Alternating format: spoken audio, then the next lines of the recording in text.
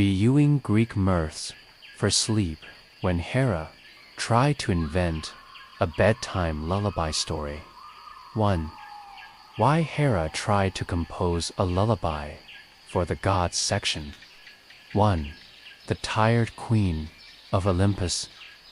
The heart of Mount Olympus, somewhere between the glowing halls of ambrosia banquets and the ever-swaying cypress grove stood Hera, regal, composed, and on this particular afternoon, absolutely exhausted, you might expect the queen of the gods, mother of divine justice, and partner to the perpetually wandering Zeus, to be used to chaos.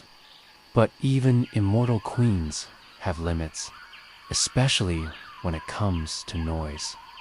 And Olympus, for all its splendor, was noisy in the way only a divine neighborhood could be. To fully appreciate Hera's weariness, you must first understand that immortality does not grant immunity to sleeplessness. While gods did not need to sleep, many of them found it highly enjoyable. After all, what is eternity without a good nap? The problem was, there was no agreed-upon quiet hour on Olympus, and that, as Hera began to suspect, was the root of far too many problems. On this day, as she sat under a vine-draped portico, trying to sip a cup of warm, spiced nectar, her patience was unraveling.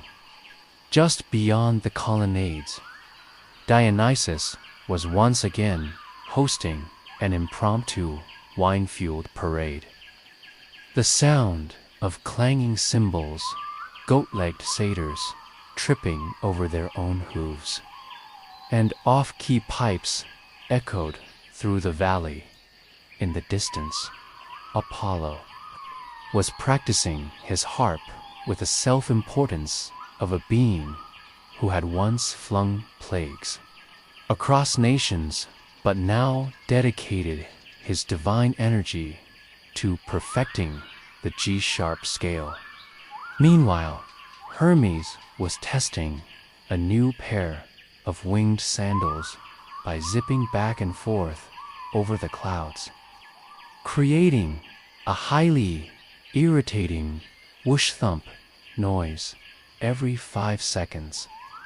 The tipping point, however, came when Ares, fresh off a training session, decided to spar with a tree, which promptly caught fire and rolled down a hill, crashing into the very garden Hera had spent centuries curating. It was, at that moment, amid cracked pottery, flaming shrubbery, and a particularly shrill nymph shouting about lost lyres, that Hera decided something had to change.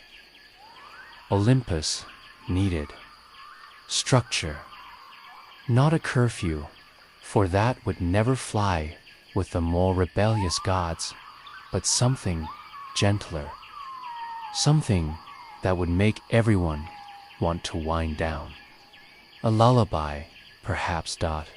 Yes, a divine lullaby, a song so soothing, so celestial in its calmness, that even Ares would set down his sword. A tune that could lull Hermes to stillness and persuade Apollo to play just one sustained note instead of 16 per measure. But Hera had a problem. She had never written a song before. Hera, you see, was not a muse, nor did she consider herself particularly creative in the musical arts. She was a planner, a strategist, a queen of etiquette, seasons, and sacred vows. Yet the idea of a lullaby took hold of her in an almost maternal way, not unlike her old affection for the infant Hephaestus, whom she once lovingly hurled from Olympus for being ugly. But that's a story for another time. So she did what any overburdened divine matriarch might do. She summoned the Muses. They arrived in a whirlwind of soft lyres and perfectly harmonized laughter. All 9 of them, each embodying a domain of art or knowledge. Clio brought her scrolls, Eros her poetry, and Utopy her pipes. Hera, determined to remain calm, explained her need. Not a hymn of glory, she clarified. Not an ode, nor a rhapsody. I need something ... soporific. The Muses exchanged looks. Soporific was not a word commonly used in the halls of divine inspiration. Something soft, Hera explained, gentle, boring even. This time, the Muses gasped. Calliope, patron of epic poetry, looked physically ill at the idea. May I suggest a dulcet epic about heroic sheep migration across the plains of Thessaly? Clio offered. No, Hera said firmly. No epics, no crescendos. Something short, repetitive, and above all, quiet. Eros, who had never written anything with fewer than 5 dramatic metaphors per verse, fainted delicately onto a cushion of ambrosia.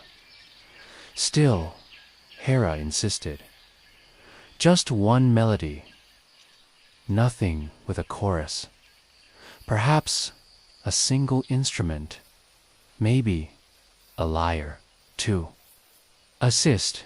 She turned next to Hephaestus, her son, whose workshop was filled with things that hummed and clanked and whirred in confusing ways. I need a device, she said, that can play music gently, automatically, preferably without involving Apollo. Hephaestus, being a craftsman, was thrilled at the challenge. He began sketching blueprints on bronze plates.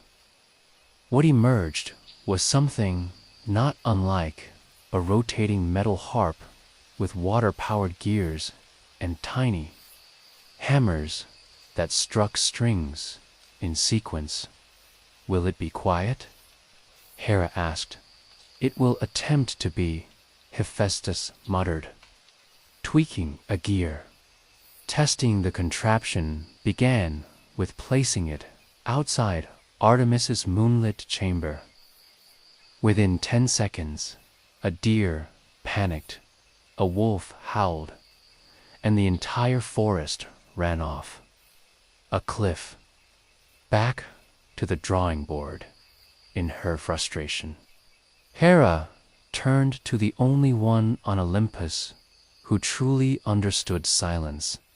Hypnos, the god of sleep, found curled beneath a poppy field near the river Lethe.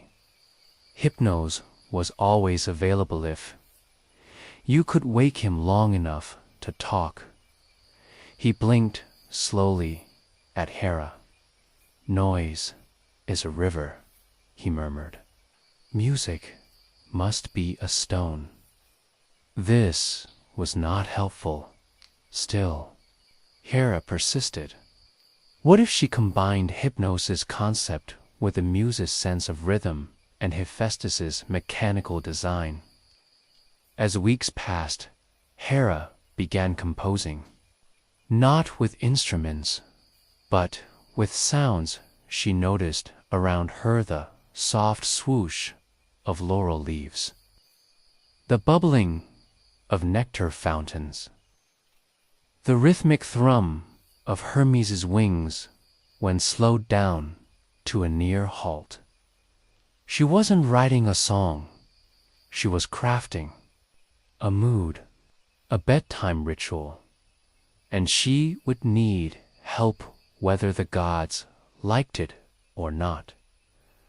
But what happens when you try to force bedtime on beings who've lived for eternity? Would the gods accept her lullaby, or would chaos resume the moment the first harp string was plucked? Section 2. Convincing the gods to listen and sit still. It is one thing to write a lullaby. It is quite another to convince a group of immortal, unruly gods, each more dramatic than the last two, actually listen to it. For Hera, the lullaby project had become more than a personal quest for peace and quiet. It was now a matter of pride, perhaps even divine principle. After all, if she, Queen of Olympus, could not bring a sense of tranquility to the immortal realm, then who could?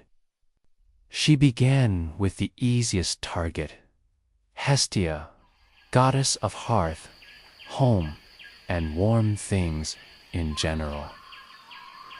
Hera found her in a quiet marble hall, peacefully stirring a pot of olive and fig stew over a flickering blue flame. Hestia was always calm. In fact, some suspected she was born halfway through a nap. Hera presented her idea, a simple lullaby, something to help Olympus ... wind down. Hestia nodded, slowly, barely stirring the stew. I once wrote a hymn about soup, she said dreamily. It had only 2 notes. People still fall asleep halfway through. Promising. Next came Hypnos. Again. This time, he brought along his twin brother, Thanatos, who very much misunderstood the assignment and arrived with a black cloak, scythe, and a suggestion that perhaps eternal silence would be more effective than a lullaby. No, Hera said sharply, just temporary quiet. Pity, said Thanatos, and wandered off. Still, Hypnos was willing to offer guidance, albeit in the form of vague advice and misty metaphors. Play it under the stars. Sing it under the earth. Let time carry it like a breeze. Hera nodded, politely, even though she didn't understand a word. She moved on. Then came the first real obstacle. Apollo, god of music, god of sun, god of overachieving in every possible field. He was less than thrilled at the idea that someone else was composing a divine tune, and even more perturbed when he heard it was supposed to be deliberately boring. You mean ... monotone? He asked, horrified, repetitive. No modulation, no crescendo. No, Hera replied firmly. A melody so gentle it disappears halfway through. But music should dazzle, he protested. It should pierce the heavens, shake the soul, and melt thee.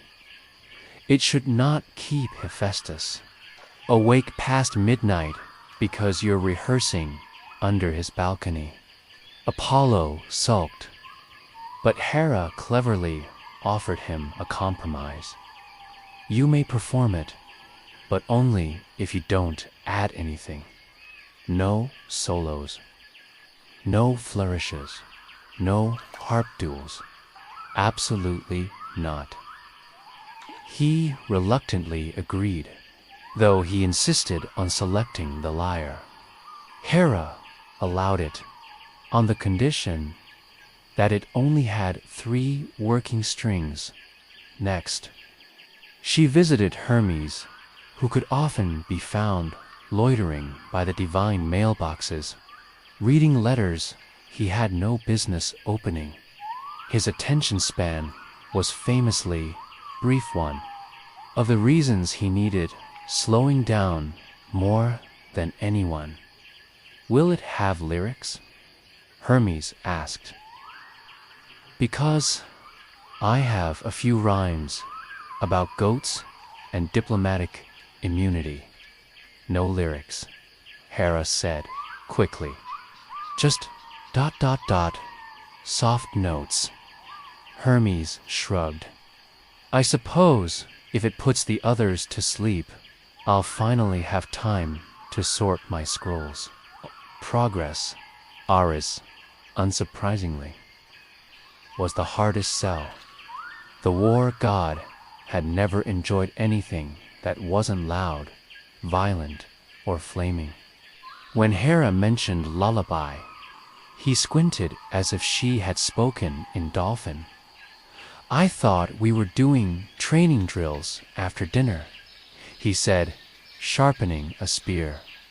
Why are you trying to turn Olympus into a nap chamber?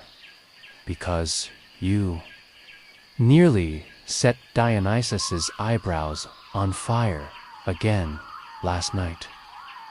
Ares grunted.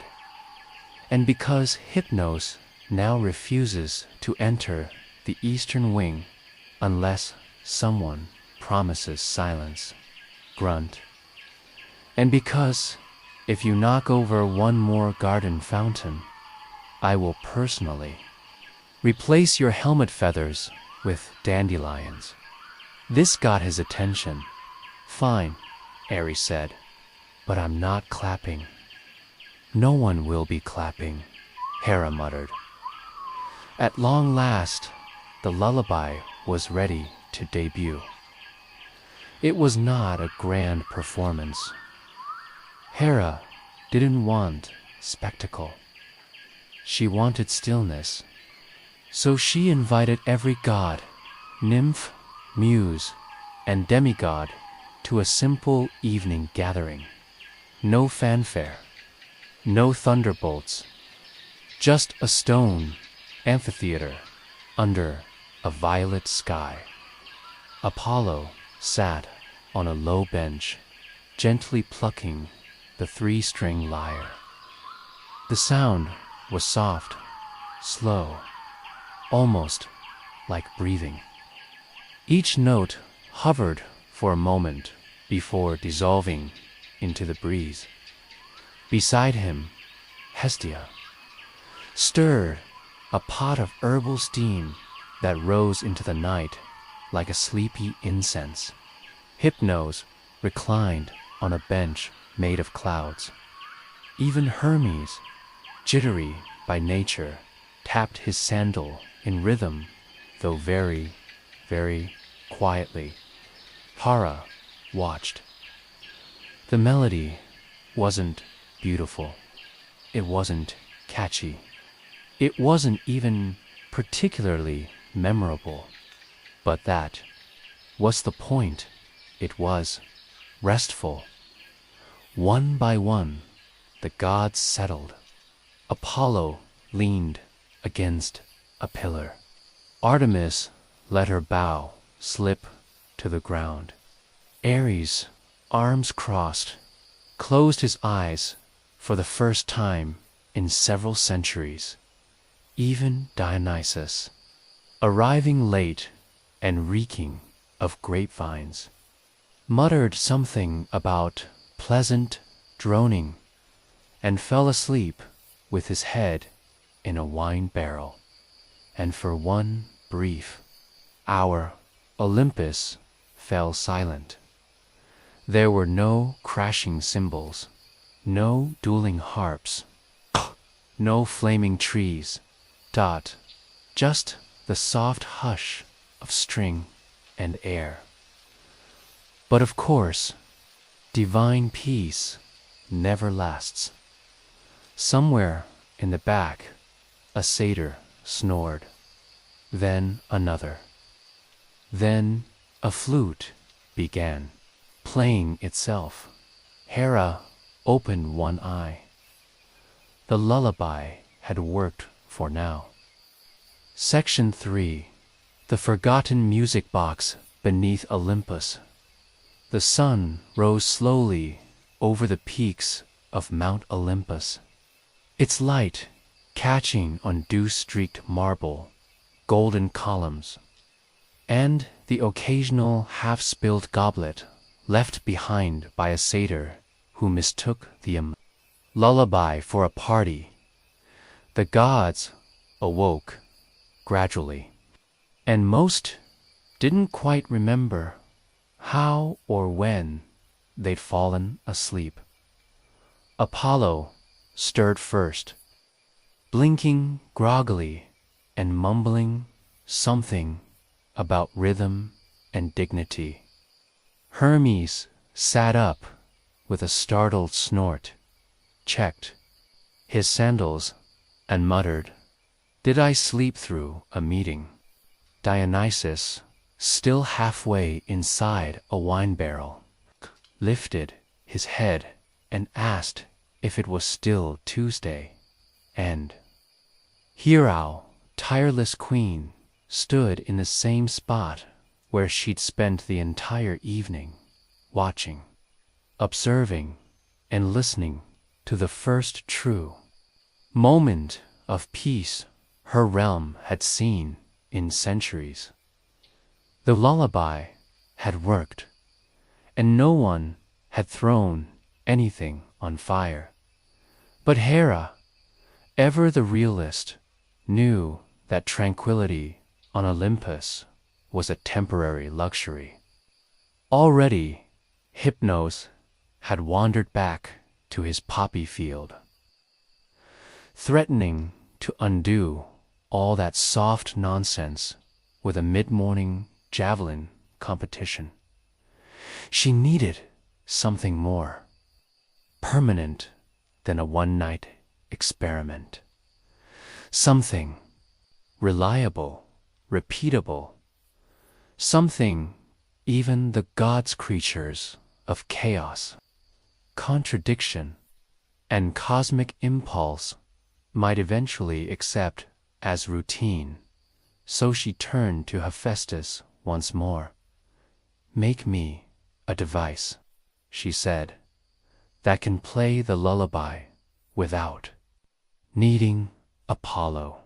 Something small, mechanical, something I can hide if needed." "Yes," Hera said, "something boring. Wonderfully, magnificently boring." Thus began the creation of the Olympian sleep engine, a small, unassuming box no larger than a honeycomb. It was built from moon silver and the soft wood of the olive tree that grew near Athena's temple. Inside, a tiny spindle turned, powered by the condensation of morning dew collected from the wings of sleeping doves. Each time the spindle turned, a series of delicate pins plucked at hair-fine strings tuned to the 3 notes of the lullaby. The result, a soft, breathy hum, barely audible, barely music, but somehow calming. Hephaestus installed it beneath the main hall of Olympus, embedding it into a quiet chamber that only Hera knew how to access. No gods were told, no signs were hung, no speeches were made. Every evening, as the sun slipped behind the horizon, and shadows stretched across the marbled walkways, the music box would begin its nightly work. The hum drifted upward through stone and air, threading itself into the columns. The clouds and the dreams of immortals over the next few weeks. Strange things began to happen. Apollo stopped rehearsing past twilight. Hermes began filing his mail. Instead of flinging it across the courtyard, even Ares, perhaps unconsciously, scheduled his battles earlier in the day. He still grunted and complained, of course, but he no longer demanded nighttime sparring matches with thunder spirits, and Hera began to sleep again. Not because Olympus was perfect, but because it was just quiet enough. As the months passed, the lullaby became something of a myth itself, Pharaonic, really. Some whispered that Olympus had become more mellow, thanks to a rare alignment of stars. Others credited a shift in divine balance, or perhaps one of Athena's clever policies about afternoon tea. But Hera never told them the truth. She didn't need to. Centuries later, long after the golden age of the gods had faded, long after, temples crumbled and scrolls were burned, and Olympus itself had become little more than a tale told around fires. Archaeologists would one day stumble upon something curious. Beneath a hilltop in Thessaly, a small metallic box covered in olive. Dust induced stained grooves. When wound carefully, it produced a sound so soft it barely registered above a whisper. Just 3 notes, spaced gently apart. It wasn't a melody, not really, just a suggestion of peace, a memory of stillness. The archaeologists, of course, had no idea what they had found. They labeled it as ritual object, unknown function, and placed it in storage beside a cracked oil lamp and half a spoon. But some night, especially on stormy evenings, when the wind presses against the museum walls, that little box, forgotten and sealed, seems to hum on its own. Just a little, just enough. And so ends the tale of how Hera, queen of the gods, tried to bring peace to a world made of storms, using nothing but 3 notes. A sleepy god and a little divine stubbornness. Because sometimes, even in the loudest corners of mythology, someone just needs to fall as sail. Story 2. How Hermes turned a tortoise into the first Lysection one, the baby. God and the grumpy tortoise, before Hermes became the god of messages, mischief, and misplaced sandals. He was like many notable beings in Greek mythologia, baby, and not just any baby. Hermes was born in a cave on Mount Selene in Arcadia, far from the polished marble halls of Olympus. His mother, Maya, was a nymph known for her quiet demeanor and preference for solitude. The gods, with their usual sense of irony, had chosen this soft-spoken forest nymph to raise one of the noisiest and most meddlesome deities in all of history. On the very day of his birth, within mere minutes of arrival, Hermes was already wriggling with ambition. Most babies cry or nap. Hermes, wrapped in nothing but a goat-hide blanket and curiosity, decided the world needed improving. He would begin, naturally, by inventing something. The cave was quiet. The fire flickered. Mia, exhausted from childbirth and philosophical concerns about raising a god, had finally dozed off. That's when Hermes slipped away outside the cave. The world stretched out in sleepy shades of green. Wild thyme grew in crooked tufts. Sheep bleated lazily on faraway hills. And just beside a trickling stream, Hermes spotted a creature he had never seen before. A tortoise. It sat, unmoving, on a patch of moss, blinking with the slowness of something very old and very unimpressed. Hermes tilted his head. "What are you?" he asked. The tortoise blinked again, the way only tortoises do, long and slowly, as if saying, "What aren't I?" Hermes crouched beside it. He poked its shell, tapped it, knocked gently, as if waiting for a reply.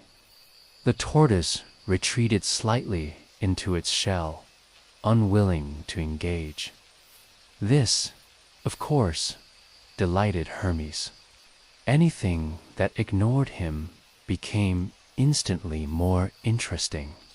After a few thoughtful moments, he concluded that the creature resembled an object he had never seen before, but believed should exist. Musical instrument. Not that Hermes had seen many instruments at this stage in his development. He hadn't even learned to walk. But he had a sense for sound, for rhythm, for what things could be if only someone curious enough poked them. And so, using the kind of divine logic only baby gods possess, Hermes decided to create something new from this uncooperative turtle. Now, don't worry, the transformation of the tortoise into an instrument was not cruel. In myth, the creature's shell was emptied. How exactly? The stories do not specify, thankfully, and strung with sheep-gut cords, which Hermes pulled taut across the hollow of the shell. The result was a primitive lyre, soft-voiced, stringed instrument that would later define much of Greek music when he strummed the strings. The lyre produced a sound unlike anything heard before on Arcadian hills. It was both mournful and playful, like laughter wrapped in a sigh. Even the tortoise, if it had been around to hear its post-shell form, might have admitted the sound was pleasing. When May awoke and saw her newborn holding a fully functioning stringed instrument, she briefly wondered if she was dreaming. But when Hermes began composing songs about sheep, cave walls, and how he planned to steal some cattle later that afternoon, she realized this was simply life with Hermes. You may ask, why a lyre? Why not a drum or a flute or something with bells? Well, Hermes didn't care much for predictable things, and the lyre, even in its earliest form, had a curious duality. It could lull or energize. It could soothe a herd of goat sore, as it would soon prove, disarm the anger of Zeus himself. And besides, the shell was right there. But of course, Hermes was not finished. He was not the kind of god to invent something and leave it at that. No, Hermes was a god of mischief, and now that he had a soundtrack to accompany his troublemaking, it was time to escalate. He tucked the lyre under his arm, looked out over the sunny hills of Arcadia, and whispered to no one in particular, "Let's go find something valuable to borrow." At this point in the myth, Hermes was still a few hours old. His next act would be nothing short of infamous stealing Apollo's cattle. But this isn't a story about theft. Not yet. This is a story about the lyre, the tortoise-born, string-laced, odd little invention that would come to define Hermes' legacy and eventually be gifted to a very moody sun god in exchange for not being smited into dust. The cattle caper would be the perfect stage for this humble instrument's first true performance. But before Hermes could steal, he had to practice. And so, as the stars began to gather over Arcadia and Maya prepared another soft blanket of moss for her alarmingly productive newborn, Hermes sat outside the cave, strumming his lyre gently to the rhythm of distant owl calls and rustling cypress trees. The tortoise, wherever it had gone, might have heard its own shell echo through the hills. But how would Apollo, god of music, order, and radiant ego react to a strange, squeaky little lyre invented by a baby who had just stolen his cattle? Section 2, The Cattle Caper and a Musical Bribe Hermes. God of boundaries, travelers, thieves, and newborn nonsense, had spent the better part of his first day in existence inventing the lyre from a tortoise. It was a strong start to a divine career, but of course, invention alone wasn't enough for Hermes. He had ambition and a very specific idea about how to use it. And so, with the lyre nestled under his arm like a favorite toy, he toddled out into the daylight again with one simple goal in mind: steal all of Apollo's sacred cattle. Now, there are many ways to commit theft. Some are direct, others sneakier. Hermes, naturally, preferred the unnecessarily complicated method. You see, Apollo, god of the sun, prophecy, and perfectly conditioned hair, kept a fine herd of cattle in the region of Pieria. They were no ordinary cows. These were divine cows, kind that grazed in neat lines, never mooed off-key, and produced celestial butter. To a normal thief, stealing them might have seemed a logistical nightmare. But Hermes was no ordinary thief. He was 12 hours old, which meant he was full of enthusiasm and had no grasp of consequences. So, he devised a plan. First, Hermes tiptoed into Pieria at night, hiding in bushes, crouching behind rocks, and humming to himself.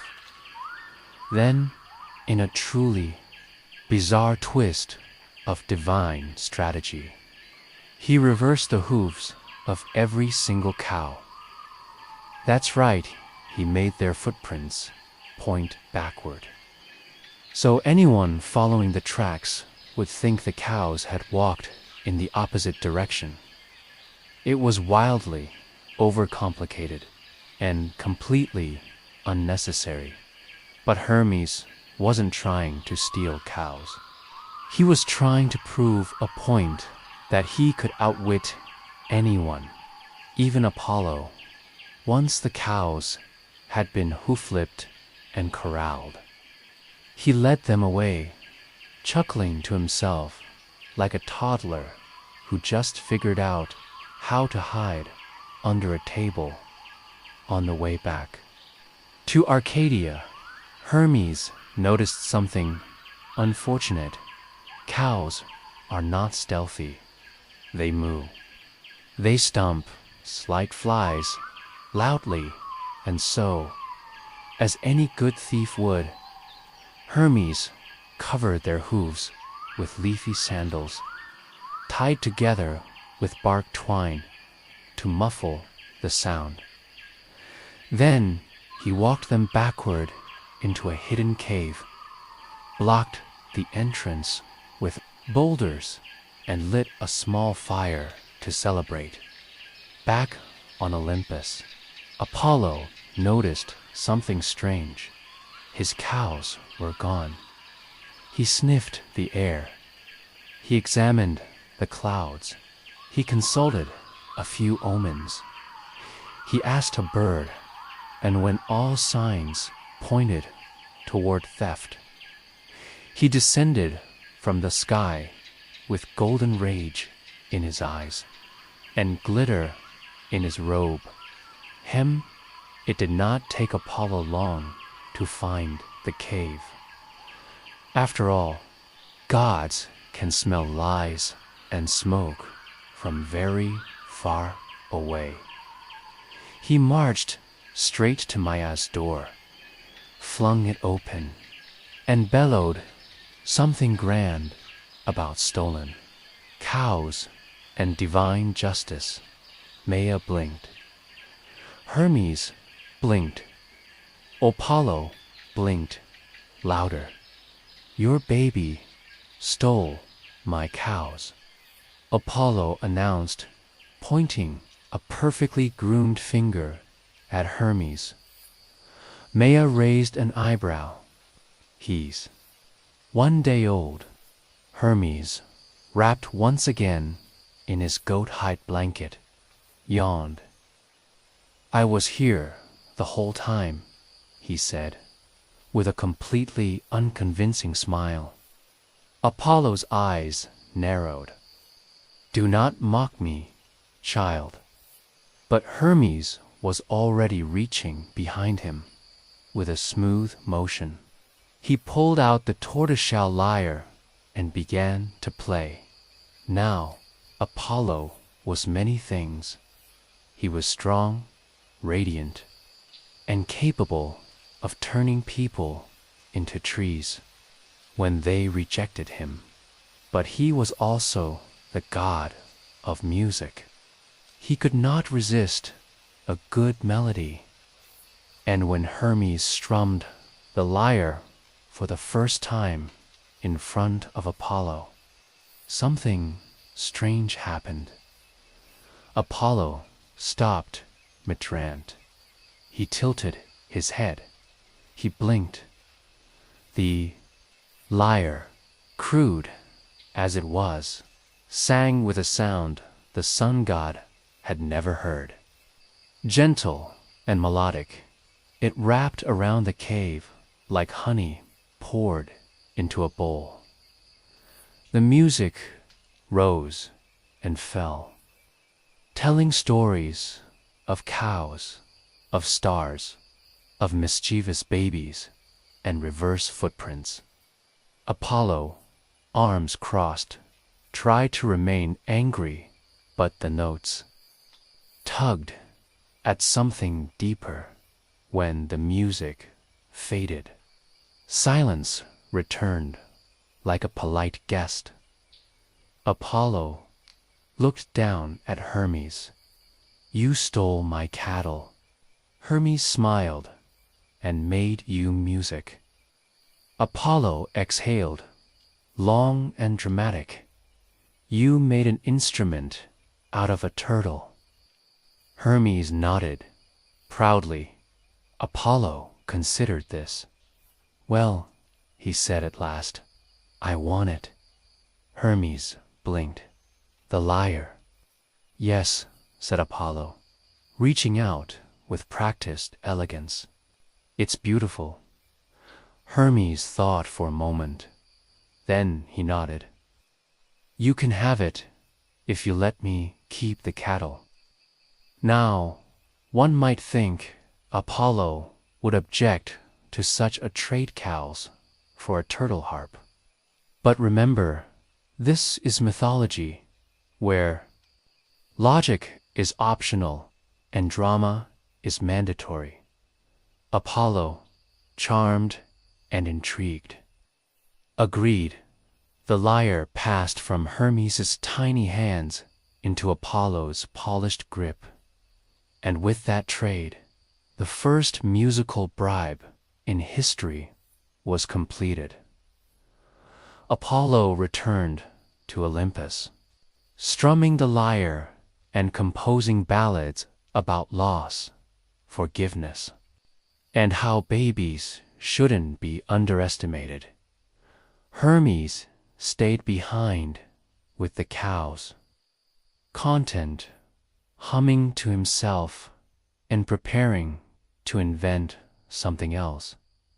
Perhaps sandals with wings, or an excuse to avoid punishment. But the story wasn't quite over, because even though Hermes had given the lyre to Apollo, its invention had already changed something. Music now lived in Olympus, and Hermes, still just a baby, had proven that mischief, when paired with cleverness, could rewrite rules. Still, one wondered, would Apollo, god of perfection, ever admit that the greatest instrument in Olympus came from a tortoise and a toddler? Section 3 of Winged Sandals and Musical Consequences, with the cows tucked away and the lyre now strumming beautifully in Apollo's skilled hands. Hermes reclined atop a mossy hill, chewing on a blade of grass and thinking deeply, well, as deeply as a one-day-old godling could think.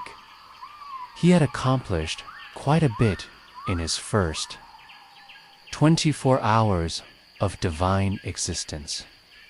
Invented an instrument, stole divine livestock, and struck a musical deal with one of Olympus's most respected deities. Not bad for someone who had only recently discovered that toes existed, but, as often happens in mythology and in bureaucracy, the real consequences were about to begin.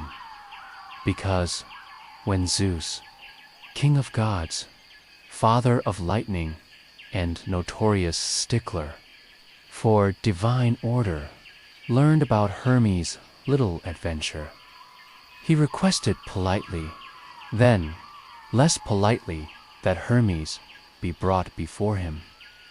A divine hearing now. Olympus didn't really have a judicial system. There were no law books or orderly courts. Instead, there were just loud meetings, usually held outdoors, with plenty of dramatic clouds. Hermes was summoned to Zeus's hall. The young god was now toddling confidently, bare feet slapping marble. He brought nothing with him. No lyre, no cattle, not even a decent excuse. He arrived, bowed dramatically as he'd seen older gods do, and said with a grin, "How may I assist the shining lord of the heavens?" Zeus stared down from his throne, thunderbolt in hand not to throw, just to fiddle with while annoyed. You stole Apollo's cattle. Yes, you invented a lyre from a turtle. Yes, you bribed your way out of punishment with music. Yes. Zeus raised an eyebrow, and you feel, what exactly? Proud, Hermes tilted his head thoughtfully. I feel efficient. This gave Zeus pause. You see, while Zeus had many children, far too many few of them showed this kind of, well, initiative. Hermes had proven he could move between realms, trick powerful gods, invent music, and negotiate without any threats, curses, or turning people into lizards. In short, he had potential, and Zeus, ever the opportunist, saw something useful in that. So instead of punishment, Zeus offered Hermes a position. The birth of the messenger Hermes was made messenger of the gods. It was a clever role-part diplomat, part delivery boy, part errand runner, and part fixer, a divine assistant who could sneak messages between realms, deliver secrets, whisper omens, and keep the Olympian machinery running to aid him in this new task. Zeus gifted Hermes two things: winged sandals, allowing him to fly between earth, sea, and sky, a herald's staff called the caduceus, a golden rod entwined with serpents, symbolizing peace, negotiation, and cleverly avoiding responsibility. Hermes accepted both with joy, even if he secretly missed his cows. And thus, the once Q-thieving newborn became a central figure in Olympus, gliding between gods, guiding souls to the underworld, and inventing new things whenever he grew bored. The lyre lives on back in Apollo's hands. The lyre did not sit idle. He improved upon Hermes' rough design, adding strings of golden gut and tuning it to perfection. It became Apollo's signature instrument, his companion in prophecy, poetry, and dramatic musical monologues about the nature of time. But he never forgot where it came from. Occasionally, when strumming a gentle lullaby beneath the stars, Apollo would glance toward Arcadia and smirk. "A tortoise," he would say to himself, "a turtle with a harp in its belly. Who does that? Hermes, of course, the tortoise's afterlife, for the tortoise itself moralized in shell and song hits." Fate was somewhat strange. In time, it became a symbol of music, of mischief, of the quiet truth that sometimes the most lasting creations come from the least expected places. Greek vases later depicted the lyre in many forms, but always with a nod to its reptilian origins. Scholars debated whether this story reflected divine cleverness or a child's foolishness.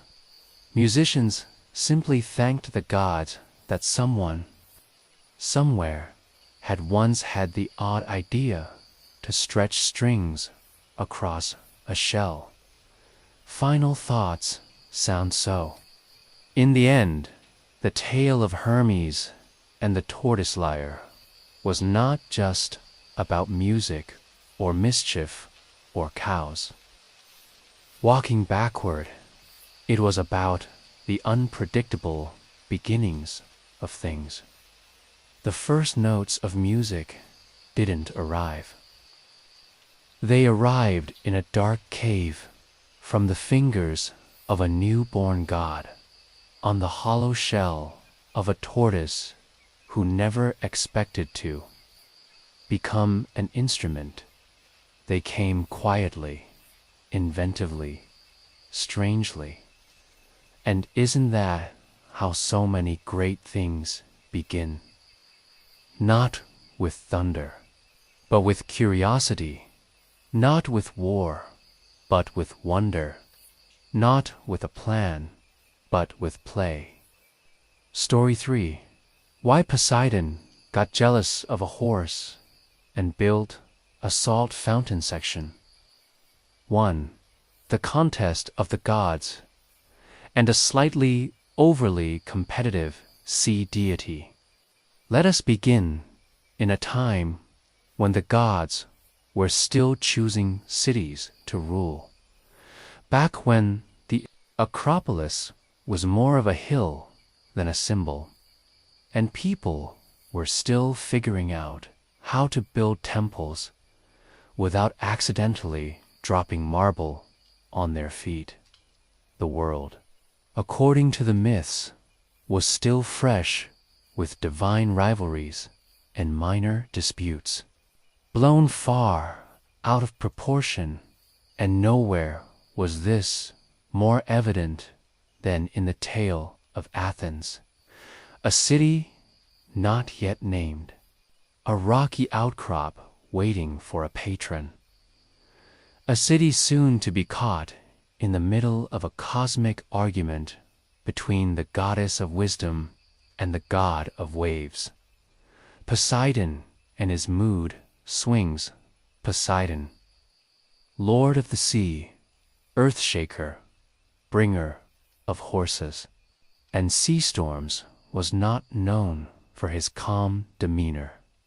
He was powerful, yes, majestic, certainly, but also prone to jealousy and impulsive ideas, and unfortunately, he had a particular sensitivity when it came to land. He ruled the oceans, commanded. The tides sent earthquakes through the deep crust of the world. but land, ... that dry, firm, plant-covered nuisance, ... was ruled by others. So when he heard there was a new city in Attica, looking for a divine protector, Poseidon decided quite firmly that it should be his, not through votes, not through negotiation, no, through demonstration of power. He would give the people a gift, something grand, something unforgettable, something that clearly said, "This city belongs to me." So he strode up the rocky hillbeard, flowing, trident, gleaming, sand still in his eyebrows, with one dramatic stab of his trident. He split the rock and summoned forth ... a fountain, a very impressive fountain, a salt water fountain, a bubbling spring of ocean water gushing from the heart of the land, as if Poseidon were pulling the sea inland by sheer force of will. It was dramatic. It sparkled. It smelled faintly of fish. The people of Athens stared politely. Then they waited. Then someone whispered, "Is it drinkable?" Athena and her quiet competence, Athena, goddess of wisdom, war strategy, handicrafts, and olive oil, did not storm up the hill. She simply appeared, calm and dignified, wearing her signature helmet. Owl perched nearby, expression unreadable. She did not arrive with waves or earthquakes. Instead, she stepped up to the same rocky soil, knelt down, and pressed her hand gently into the earth from that very spot. A slender sapling sprouted. It grew tall almost instantly, leaves fluttering softly in the breeze, green, elegant, fragrant, and olive. Tree, useful, lasting. Dry dot. The people of Athens stared again, then nodded slowly. They could eat the fruit, press the oil, burn it for light, use it for medicine, even make cosmetics and furniture. Saltwater fountains were lovely, yes, but hard to bottle and not very nourishing. Athena's gift had utility. And so the people chose her. The city would be called Athens, not Poseidonia, as the sea god had hoped. The salty aftermath, Poseidon, predictably, did not take this well. He may have pretended to be gracious, offering a wave of the hand and muttering something like wise choice, I suppose, but inside he was boiling, and not just from sunlight reflecting off his trident. It wasn't just that he had lost the contest. It was that he had lost to a tree that didn't even move, a tree without a mane or galloping hooves or thunderous waves, a green twig. Essentially, worse still, the mortals had started harvesting from it. Olive oil amphorae were popping up across the land. People were saying things like, "This tastes divine, and my skin has never felt softer." Poseidon watched this from afar, gritting his coral-covered teeth. He, the creator of horses and tsunamis, had been defeated by a condiment, and so, in classic divine fashion, he began plotting, but his version of revenge was ... unusual. A salt fountain of Spiton, the very spot where his trident had pierced the earth, where his great ocean spring still bubbled. Poseidon decided to leave it there, not as a gift, not as a convenience, but as a reminder. He declared, "Let this fountain flow forever. May it serve as a mark of what might have been. May all who come here taste the bitterness of what they could have had they chosen the sea." And so, the salty spring remained, bubbling quietly, fishless and undrinkable, but strangely eternal. Visitors would sip it once, grimace, and never try again. The Athenians, for their part, were kind enough to build a little shrine around it. They named it the Erection, and they even left a hole in the floor where the trident supposedly struck to this day. Travelers can still find it hidden in the shadow of the Parthenon, tucked among olive groves and columns. A small pool of salty water, still glistening, still a little bit jealous. Closing this section, so there you have it. A city founded not with fanfare or a grand vote, but with two divine gifts, a splash of seawater and a stubborn olive branch. And in the end, the quieter one, but Poseidon's presence never left.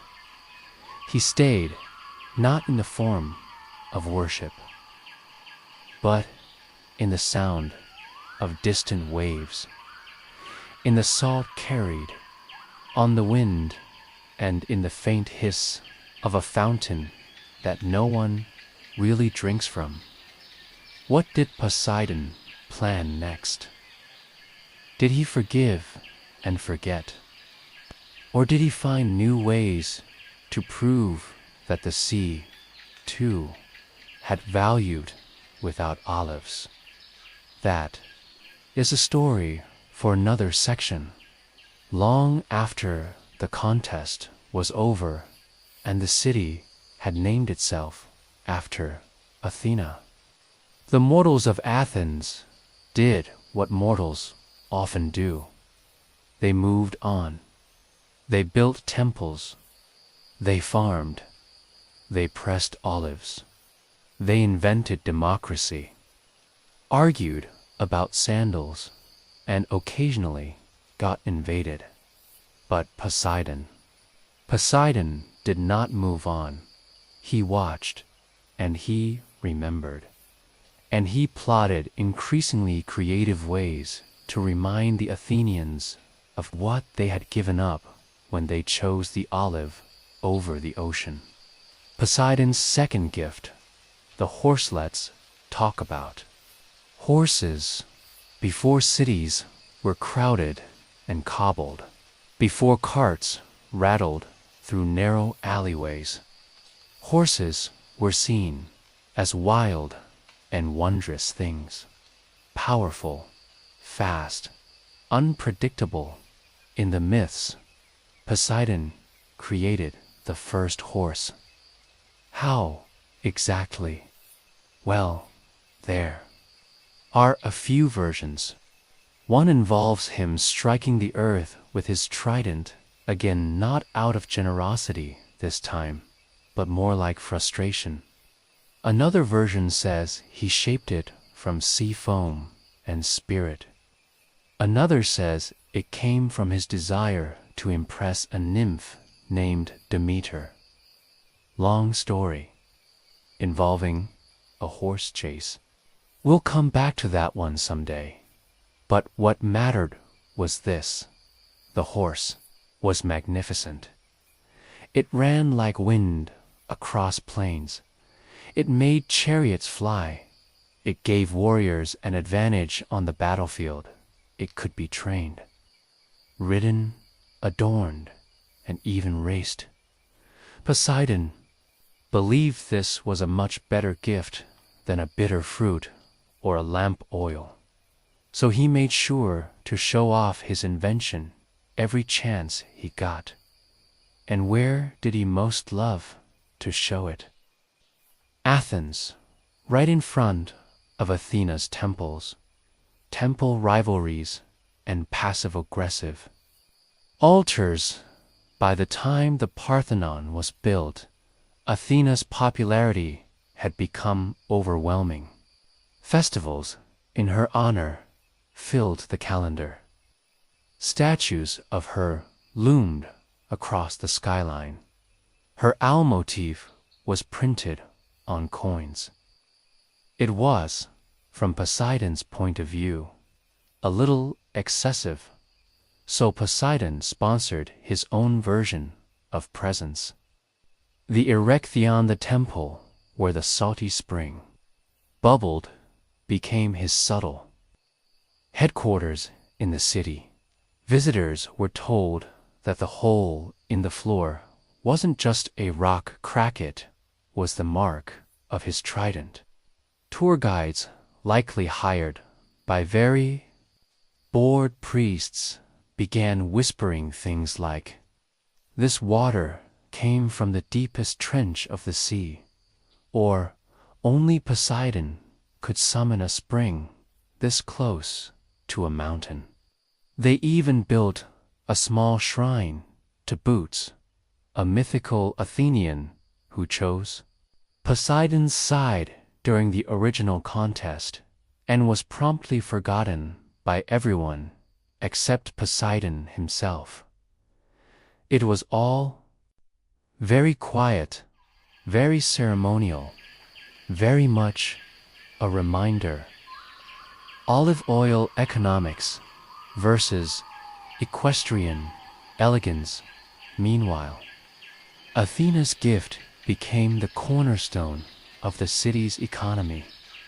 Olives were everywhere, pressed into oil, used for trade, stored in ceramic jars taller than small children.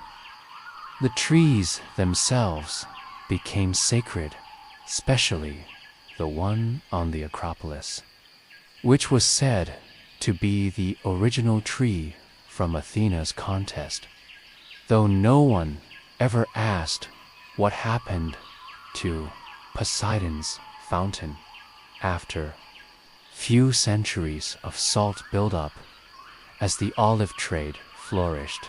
Poseidon's admirers tried to shift attention back to his contributions. They organized horse races. They developed chariot sports. They commissioned poems about the nobility of steeds and the beauty of the sea. The Isthmian Games, held near Corinth, were established in his honor, and while not in Athens, they were close enough to send a message. Poseidon still mattered. Still, it wasn't enough. Olive trees don't require feeding. They don't kick. They don't run away in the middle of a thunderstorm. The people liked horses, but they needed olives, and Poseidon could never quite forgive them for that. A god's mood and the Mediterranean climate, Poseidon wasn't just a god of water. He was a god of moods. The kind of deity who sulked by causing droughts or scent. Tidal waves, because someone dropped a disrespectful amphora into the sea. And so, according to some stories, the Attic Peninsula began to experience weather-related consequences. Occasionally, the sea near Athens would turn rougher than usual. Fishing boats overturned without warning. Crops near the shore would be mysteriously ruined by briny winds. Sailors began to leave small offerings at seaside shrines before heading out, not because they loved Poseidon, but because they were afraid of him. And Poseidon noticed fear, he decided, was a form of worship. Dolphins, shipwrecks, and minor inconveniences, not all of Poseidon's reminders, were destructive. Sometimes they were simply ... inconvenient. Dolphins would follow Athenian ships and nudge them slightly off course. Harbors would silt up faster than expected. Every now and then, a perfectly good dock would vanish under the tide, only to reappear elsewhere, mildly damaged. Priests from Poseidon's cults would claim the sea is restless when ignored. And so, during some Athenian festivals, they started adding small tributes to Poseidon if the day was officially for another god. A loaf of bread left at the beach, a jar of wine poured into the tide, just enough to keep the sea calm, just enough to say, "We remember." And still the salt flows, ... through it all. The fountain on the Acropolis kept bubbling. Tourists in later centuries would visit the Erechtheion, peer into the small pool, and say things like, "It smells funny," or "That doesn't look drinkable." Guides would nod and tell the old tale again of two gods, a contest, a salt fountain, and a tree. They would point to the olive tree growing outside, said to be descended from Athena's original land, to the faint gurgling in the shrine, where Poseidon's trident had struck. They'd say both gods gave gifts, but only one was chosen. And some would wonder, ... if Poseidon had offered the horse instead of the fountain, might the story have ended differently? Section 3, Salt, Statues, and a Long Memory of Stone Time is the strangest thing in mythology. Gods live forever, but stories do not. Shrines crumble, trees wither, springs dry up, yet the names and the symbols remain, passed down by generations. Who forgot the original arguments but remembered the shape of the feud? And so, as the centuries rolled gently forward, Poseidon's great salt fountain is bold, foamy protest became a footnote, a curiosity, still there, still flowing, but less feared and more ... quaint, when myth becomes routine by the classical period. Athenian school children learned the myth as part of their standard education. Lesson: two gods competed. One gave olives, one gave a salt spring. We chose wisely. Now eat your lentils. Temple guides told the tale with practiced boredom. Yes, this is the trident mark. Yes, the water is salty. No, you shouldn't touch it. Yes, that tree is probably the original olive. No, I don't know how it's still alive. Poseidon was no longer an active force of vengeance. He was ... Legacy, Nakion, became one of many stops on religious festival routes. The priest assigned to it likely had very little to do. Light a lamp, murmur a prayer, sweep the floor, then perhaps go visit the Athena temple next door, where the real action was. Poseidon's myth had aged, and like many old gods, he found himself preserved more in marble than in memory. The horse as a civic symbol, interestingly. Though the Athenians stuck with Athena, they did eventually come around to appreciating the horse by the time of the cavalry reforms and the wars with Persia. Athens had a proud mounted division.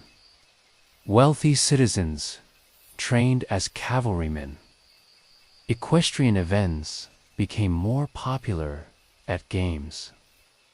Artists painted galloping horses on vases, and poets wrote metaphors comparing warriors to noble steeds.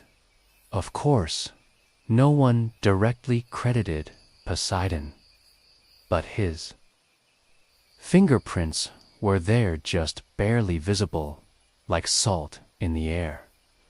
The horse had become part of Athens, not as a divine gift, but as a practical tool. And maybe that's what annoyed Poseidon most of all. Not that he had been rejected, but that his gift was eventually adopted on Athena's terms. Still, it was something. Maybe not glory, but legacy, sea power, and shrines on the shore as Athens expanded its naval power. Poseidon made a quiet comeback. You see, Athena was a goddess of strategy and wisdom, but she wasn't a sea captain. And when ships needed blessing, when storms threatened fleets, it was still Poseidon the sailors called upon. New shrines popped up near ports like Piraeus. Offerings increased during wartime, especially after a few poorly timed storms. Sea captains left coins or wine at cliffside altars. Priests performed minor rite to keep the harbor calm. It wasn't exactly devotion, but it was ... respect. And sometimes that's enough. For a god who's been ignored for centuries, Poseidon didn't need to be loved. He just needed to be feared a little. The olive tree that wouldn't dime while Athena's olive tree lived on. Literally, there's a legend that during the Persian invasion in 480 BCE, when the Persians burned the Acropolis, Athena's tree was scorched to the roots. But the next day, so the story goes, it sprouted new green leaves. Whether this actually happened or not is beside the point. What mattered was the symbolism. The tree was still standing, and that meant Athena's favor was still with the city. Poseidon's salt spring, by contrast, didn't sprout anything. It just sat there, quietly gurgling, like a disappointed uncle at a family reunion. But it didn't go away either, and maybe that's the more impressive part. Late historians and the softening of the story by the Roman period. The myth of Athena and Poseidon had mellowed. Writers like Pausanias and Plutarch treated it as civic legend rather than divine feud. Ah, yes, they'd write. This marks the spot of the great contest between two gods, where mortals were forced to choose between wisdom and power. The drama was gone. The salt had become metaphor. Tourists visiting Athens centuries later were more interested in the architecture than the old rivalries. They admired the caryatides of the Erechtheion. They took notes on temple measurements. They described the fountain as charming or slightly briny. Poseidon's jealousy had, over time, become part of the scenery, not erased, not resolved, just ... absorbed. Echoes in modern times, even today. The tale lingers. If you visit the Acropolis, you'll still find a small section of the Erechtheion devoted to Poseidon. There's still a hole in the floor, a pool, a faint gurgle, a memory that the olive tree outside weather descended from the original or not still grows. And somewhere beneath the stone, in the dry heat of Attica, Poseidon's spring still bubbles. Maybe he's still sulking, or maybe, after all these centuries, he's finally accepted that while not everyone wants the sea, some people still leave an offering now and then, even if it's just a coin tossed into a forgotten pool, whispering, "We remember." Story 4. How Byzantine grandmothers made soup to predict the weather. Section 1. The pot, the porch, and the wisdom of waiting long before Doppler radar, long before satellite imagery, and long before any fancy barometers cluttered up wooden desks. The Byzantine Empire relied on something much older, something cheaper, something steaming gently in a clay pot beside an open window. That's right. Before there were meteorologists in the Byzantine world, there were grandmothers and their method. Soup, the forgotten science of seasonal stew, the bustling neighborhoods of Constantinople, between the domed churches and market squares. There lived a class of citizens known not for their political savvy or economic power, but for their peculiar ability to read the air.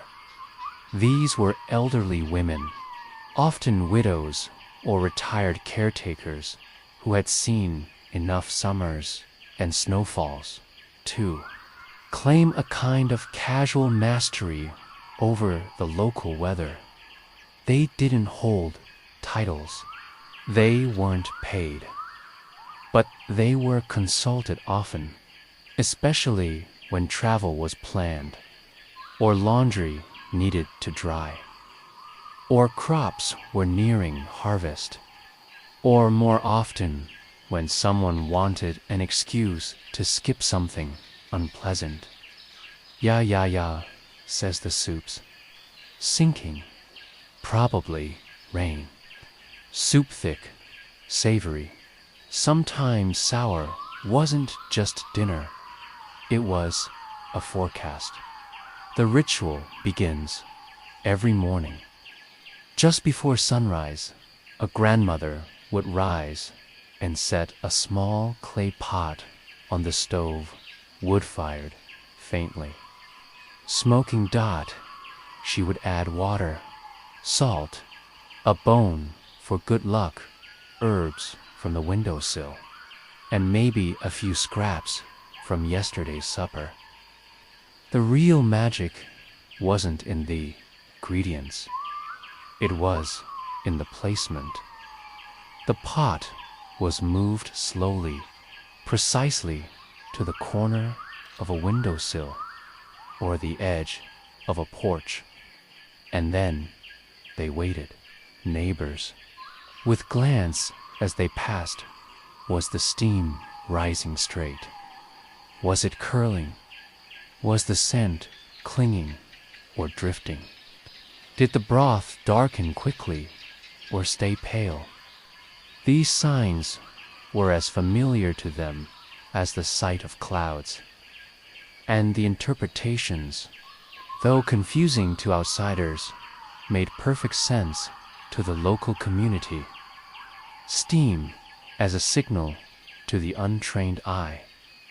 It was just steam to a Byzantine grandmother. It was prophecy. If the steam rose in a tight spiral, the weather would remain dry. If it drifted quickly eastward, winds were coming.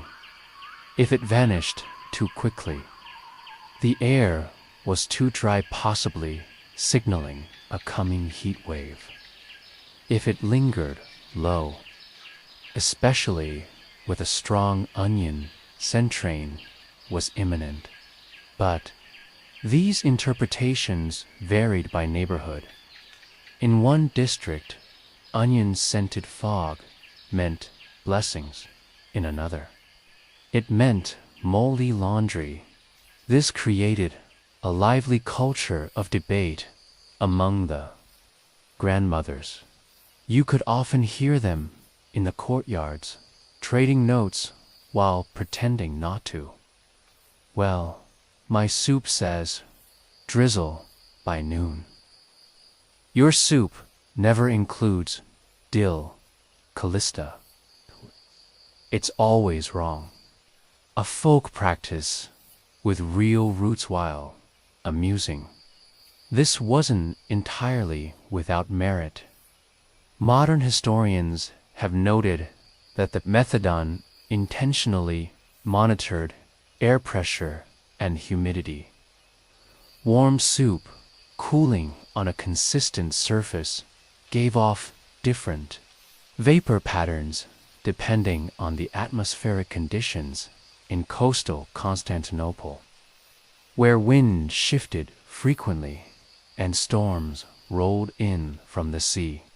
Such early warnings, however imprecise, could make a real difference, and unlike expensive equipment, a pot of soup was accessible to everyone.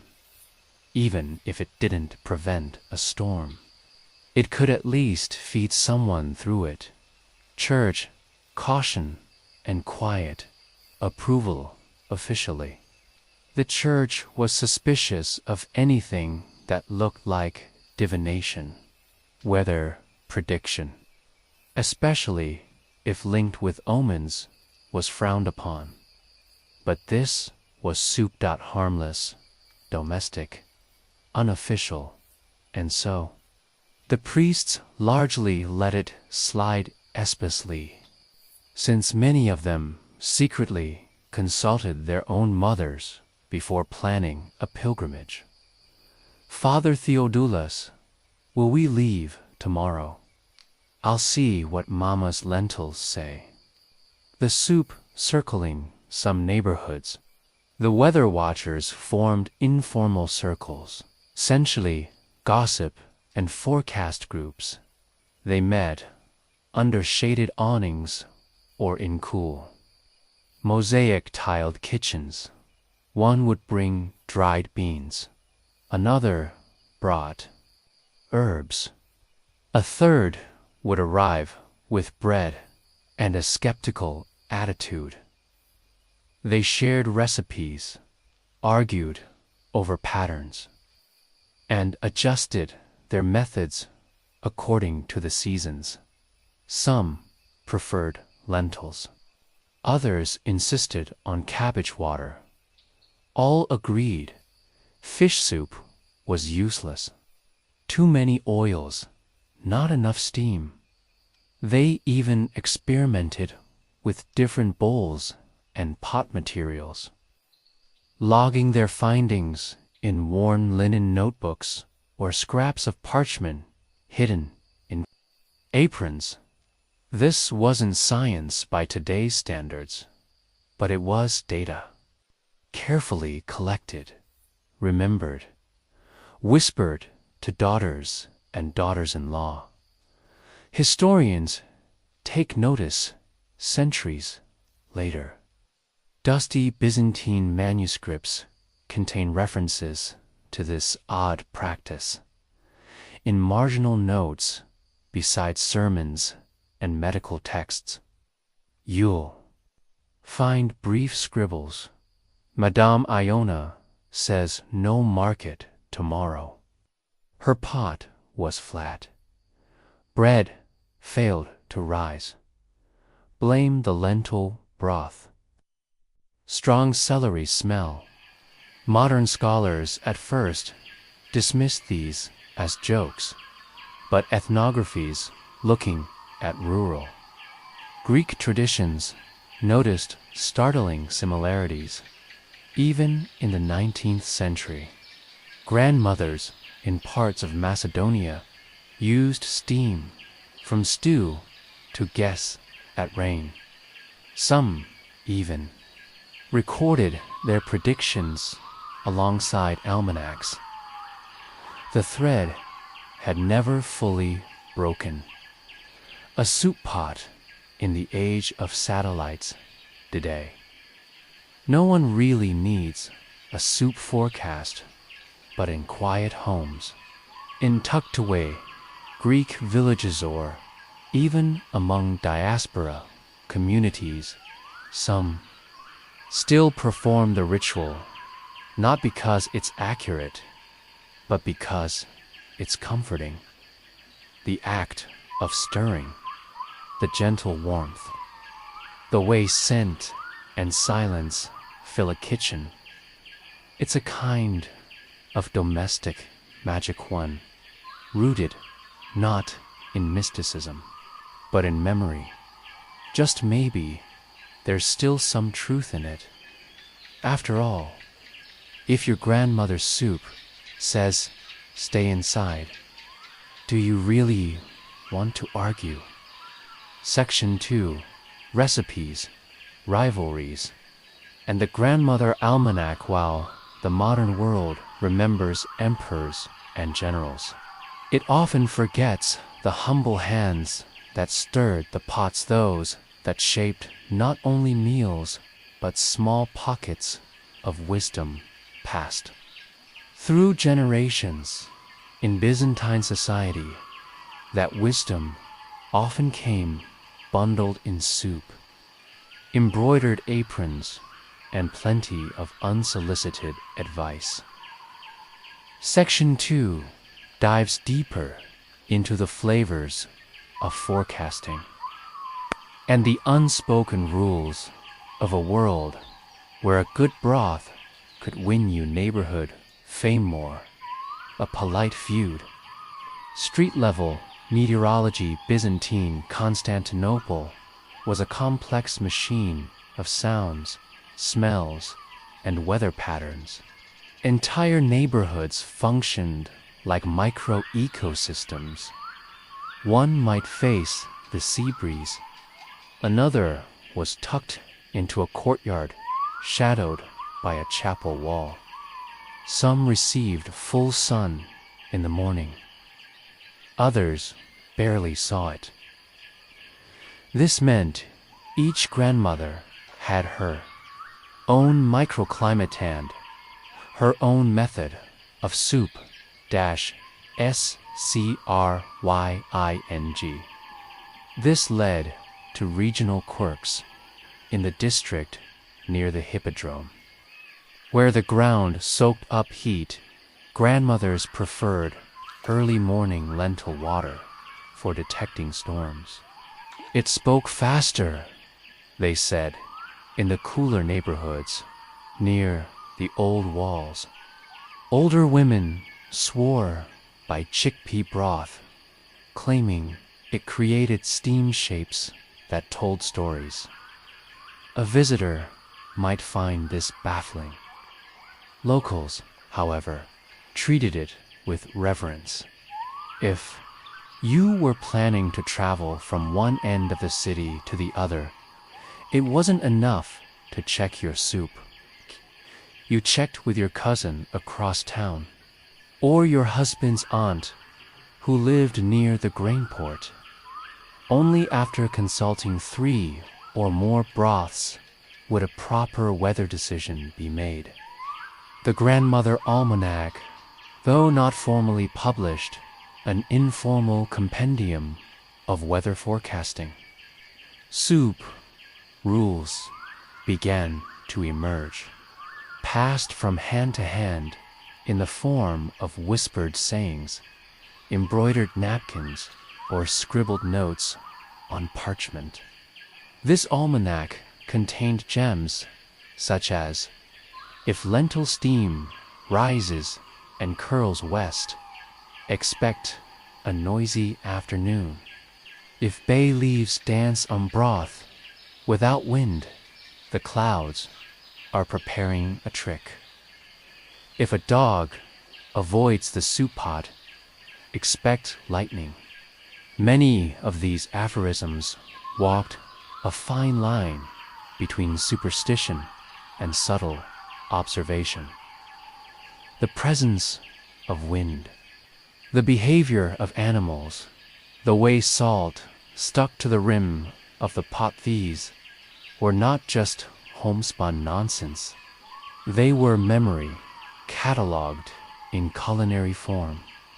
Sometimes a particularly well-respected grandmother called a thermosophan, or soup-wise, in half-mocking, half-admiring Greek would be invited to weddings or seasonal festivals to provide her opinion on the coming weather. She would arrive without fanfare, wearing an apron that looked like it had seen 4 empires and 3 plagues, and announce, the cumin said no clouds. We proceed. No one questioned her.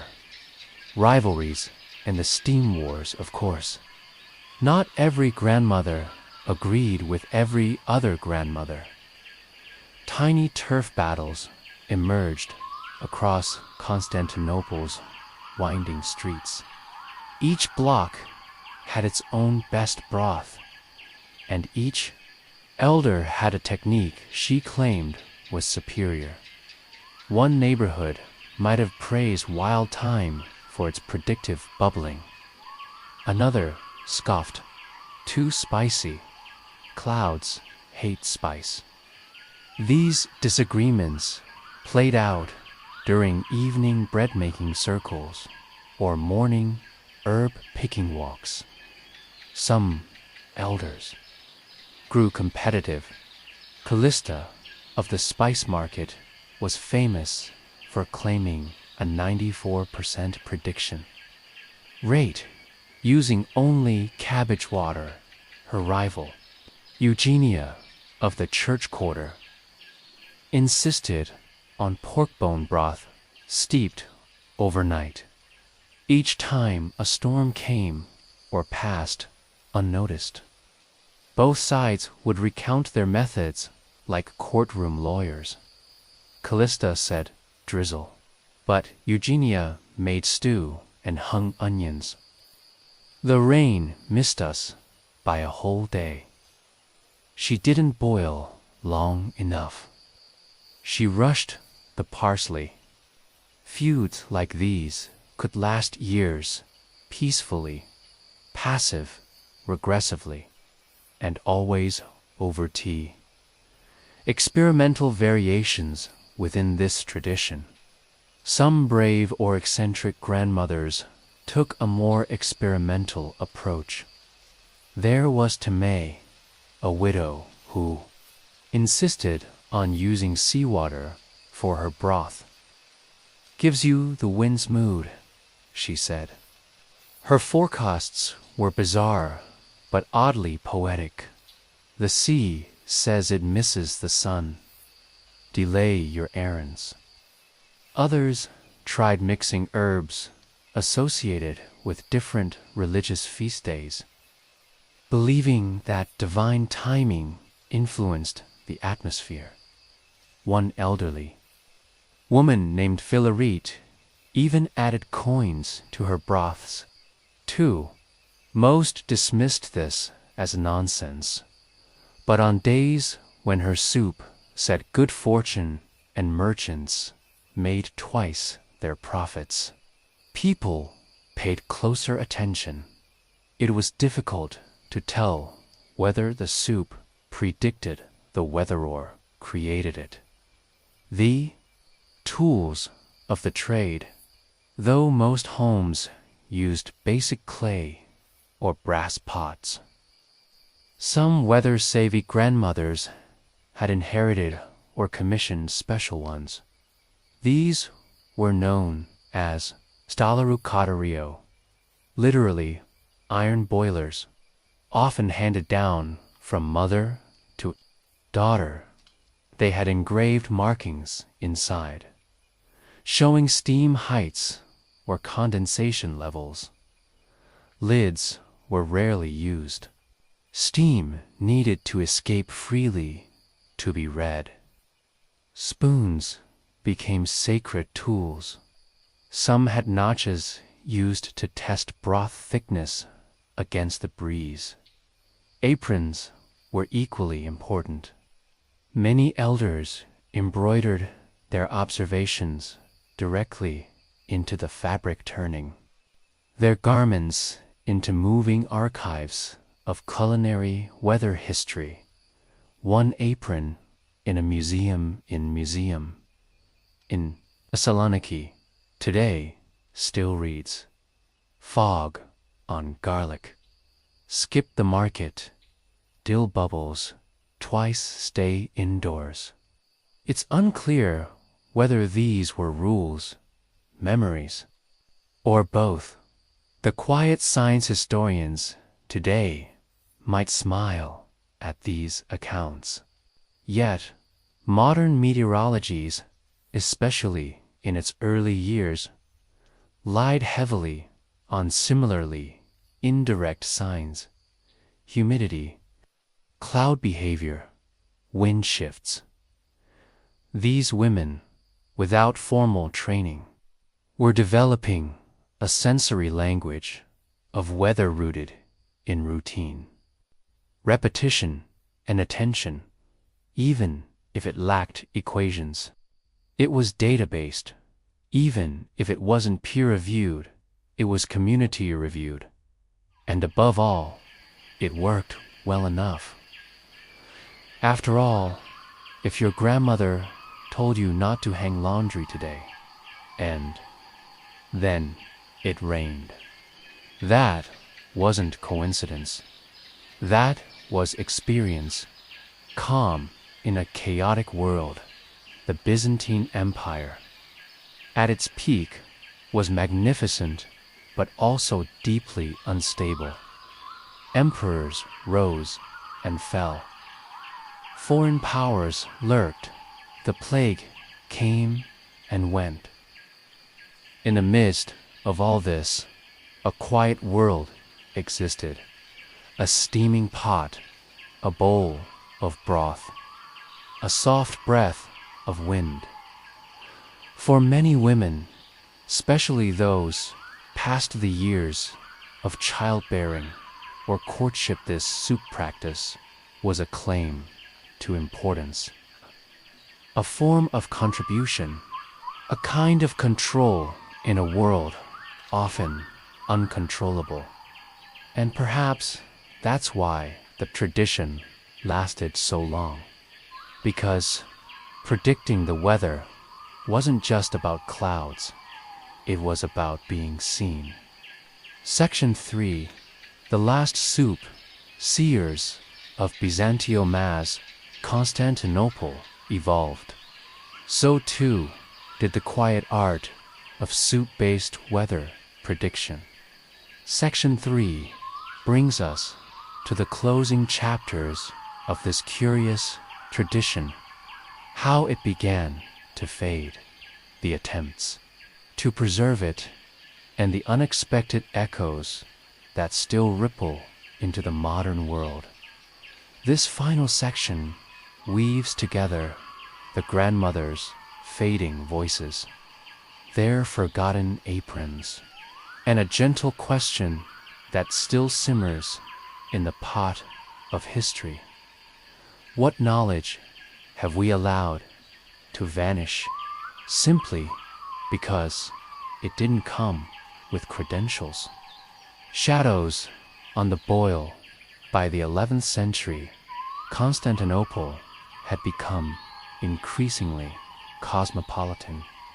With it came this slow, creeping shift from oral traditions and kitchen wisdom toward more formalized knowledge. Greek science began reasserting itself through translated Arabic works. Imported instruments and monastic libraries filled with treatises on stars, clouds, and humors. Aristotelian logic returned. Observation began to be quantified. While this scientific revival was certainly valuable, it also changed public trust. The educated elite began to see the Thermosophidae soup-wise, grandmothers not as quaint sages, but as eccentrics. Their embroidered aprons, their broth-stained notes, their habit of pausing mid-conversation to observe rising steam, all seemed uncomfortably unscientific. Young scholars scoffed. They preferred astrolabes and scrolls. Soup, forecasting, slowly moved from respected to ridiculed, not overnight, but gradually. The grandmothers noticed. They didn't stop, but they quieted. The last great apron one of the last well-documented soup seers was a woman named Erin of Galata, who lived in the early 1200s. Erin had become something of a local icon.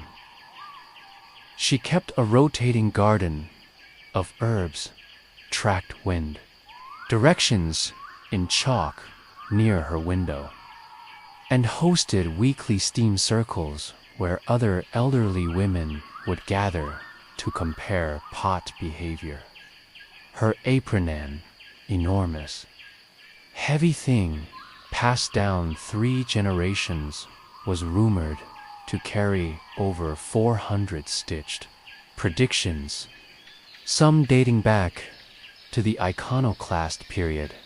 It was said she once predicted a hailstorm, so precisely that the local bishop postponed a procession and was later seen leaving her a basket of figs in thanks. But Erin's voice, cloud, like many others, began to disappear under the rising din of formal knowledge. When she passed in 1231, K. Cypra, her apron, was donated quietly, anonymously, to a small convent library. It was logged as embroidered textile of unknown practical use. The predictions stitched in its fabric were never copied or catalogued. Attempts at preservation, a few monks, scribes, and curious herbalists did make efforts to document the disappearing art. One obscure manuscript on the movements of vapors and grandmotherly prognostications survives in fragmentary form in a monastery archive in Patmos. Written in an unusually conversational tone, it records several sayings and techniques. Soup that refuses to boil foretells a guest's arrival. Add garlic before dawn to feel what the morning hides. Watch the fat, it drifts like a ship the wind follows. Unfortunately, much of this text was dismissed in later centuries as folk nonsense. In a world obsessed with diagrams and instruments, the handwritten notes of an old woman and her cabbage weren't considered worthy of ink. But some fragments made it through. Barely echoes through generations. And yet this odd tradition didn't entirely vanish. Whispers of it can still be found today in rural Greek villages, Turkish coastal towns, and the back kitchens of elderly Armenian homes. Some say you should stir soup clockwise on Thursdays, counterclockwise on Mondays. Others believe that salt thrown into boiling broth can scare away bad weather. Are these echoes of superstition? Maybe, but maybe they are remnants of a forgotten system of knowledge, one that simply relied on a different kind of measurement, time, repetition, memory, and the careful noticing of small things. Even in modern Greece, some elderly women still listen to their broth on rainy mornings. They smile when it bubbles oddly. They never write it down, but they know what it means. A different kind of intelligence it. Easy today to look at the past and see only its quaintness, but the soup reading. Grandmothers of Byzantium offer a deeper story of how information survives outside of books, of how wisdom can live in routines, and of how sometimes the most accurate observations are the ones that can't be explained with charts. These women didn't need instruments. They had time. They had memory. They had soup. They watched. They waited, and they learned in the only way they could, through the rhythm of daily life, the whisper of rising steam, and the feel of a spoon in hand. The final thought as we sit today in a world full of weather, satellites, and real-time alerts. It's tempting to dismiss the soothsayers of Constantinople as irrelevant, but perhaps there is still something to be learned from them. Not about weather, necessarily, but about how to be patient, how to observe, how to find meaning in repetition, and how to trust the knowledge simmering in quiet corners.